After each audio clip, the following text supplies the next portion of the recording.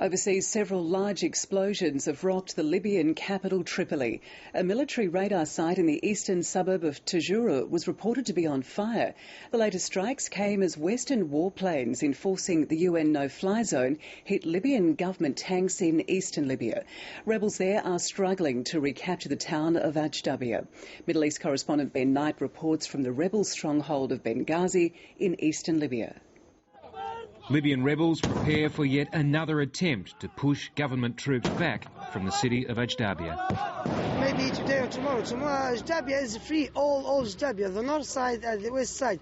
Only the north and only they control small, very small parts of the northern Ajdabiya. But what they did control, Colonel Gaddafi's troops were not letting go of.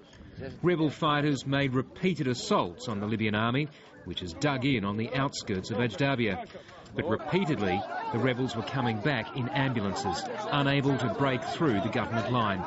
And as the wounded came in, others were waiting to take over their weapons and head to the front themselves. Well, it was down here that the British jets were in action this morning, hitting some of the Gaddafi forces, hitting artillery and tanks. But clearly they haven't hit all of them, because just down the road here, there are some more Gaddafi tanks just a short distance away.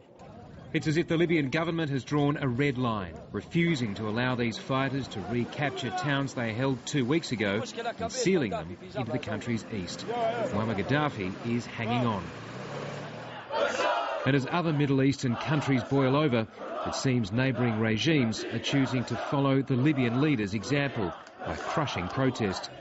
In Syria, security forces have reportedly shot dead at least 20 protesters after killing almost 40 earlier this week. It comes just a day after the country's president, Bashar al-Assad, promised more freedom and to consider lifting the country's 48-year-old emergency law. But Friday's crackdown is only likely to lead to more protests and more bloodshed. Ben Knight, ABC News, Benghazi.